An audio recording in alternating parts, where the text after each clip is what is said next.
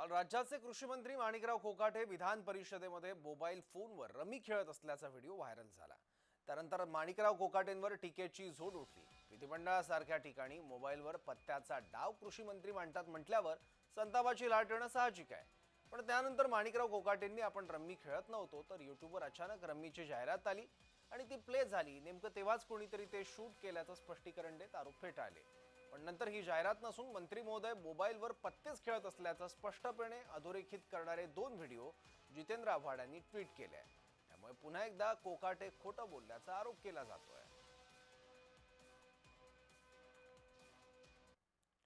तर video viral झाल्यानंतर कोकाटे काय म्हणाले होते आपण पाहूयात।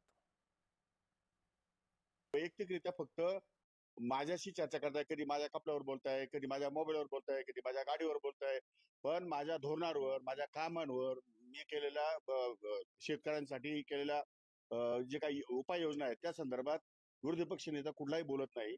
त्यामुळे माझं काम पारदर्शी आहे, माझा स्वभाव स्पष्ट आहे आणि अशा कुठल्याही प्रकारचं हाऊसमध्ये बसू नये अशा प्रकारचे नियम मला माहिती आहे आणि तिथे कॅमेरे चालू असतात। मी कशाला बसेल असं गेम खेळत? तेव्हा गेम खेळण्याचा काही इश्यूच येत नाही।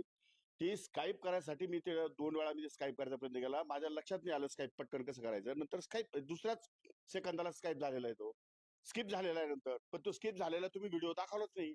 तुम्ही व्हिडिओ एकदा पूर्ण बघा आणि मी तो स्किप केला की नाही बघा, तुम्हाला लगेच लक्षात येईल। तर जितेंद्र आव्हाडांनी आज 2 व्हिडिओ ट्विट केले आहेत। या जुगाराचे पत्ते आपल्या बोटांनी कोकाटे कसे सरकवत आहेत ते आव्हाडांनी सांगितलंय आणि आणखी काय पुरावे पाहिजे सांगा असंही आव्हाडांनी म्हटलंय। हाच तो व्हिडिओ आहे जो आव्हाडांनी परत ट्विट केलाय। 2 व्हिडिओ ट्विट केले।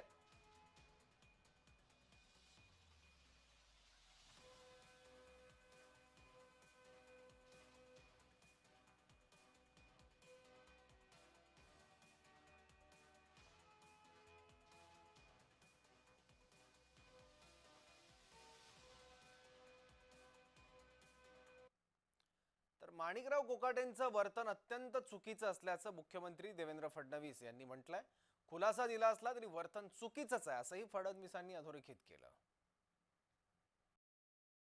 विधान भवनामध्ये ज्यावेळेस चर्चा चालते त्यावेळेस आपलं कामकाज नसलं तरीही आपण त्या ठिकाणी सिरियसली बसणं गरजेचं आहे। साधारणपणे एखादे वेळेस असं होतं की तुम्ही कागदपत्र वाचता, बाकी गोष्टी वाचता, पण रमी खेळतानाचा व्हिडिओ हा काही निश्चितच योग्य नाही। अर्थात त्यांनी त्या ठिकाणी खुलासा देखील दिलेला आहे की मी काही रमी खेळत नव्हतो, अचानक ती पॉपअप झाली। पण ते जरी त्यांनी सांगितलेलं असलं तरी एकूण जे काही घडलेलं आहे ते काही आम्हाला भूषणावं नाही। एकीकडे फडणवीस असा निषेध करतायत तर दुसरीकडे राधाकृष्ण विखे पाटील मात्र कोकाटेंच्या बाजूने ठामपणे उभे राहिलेत। काय म्हणालेत विखे पाटील पाहूयात। त्याला एक इंडिव्हिज्युअल प्रायव्हसी म्हणतो आपण, ती सुद्धा आता आपण त्यांना देणार की नाही? व्यक्ती स्वातंत्र्याचा आपण विचार करतो, म्हणजे कोणी आता काय करावं आणि काही नाही आता हे कोण ठरवणार? आता त्यांनी जो प्रकार केला असेल, वस्तुस्थिती काय आहे त्याची मला वाटतं त्या संदर्भात स्वतः माणिकरावांनी खुलासा केलेला आहे।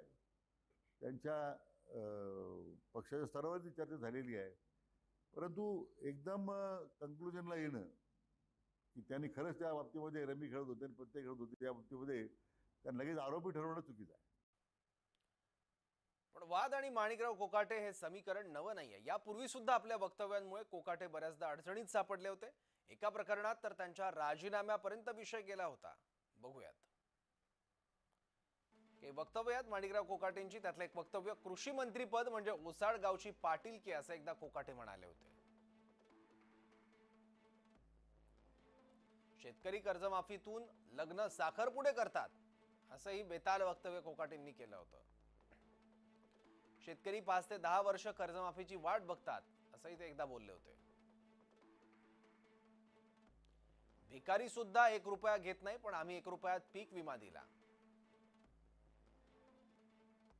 शेतातील ढेकळांचे पंचनामे करायचे का असंही त्यांनी एक वादग्रस्त वक्तव्य केलं होतं। त्यांना पंचनाम्याबाबत प्रश्न विचारल्यावर तर 1997च्या सदनिका घोटाळा प्रकरणात न्यायालयाकडून त्यांना कारावासाची शिक्षा सुनावण्यात आली होती। 2 वर्षांच्या कारावासाची शिक्षा त्यांना देण्यात आली होती, पण त्या प्रकरणात 2 तासात त्यांना जामीन मंजूर झाला होता।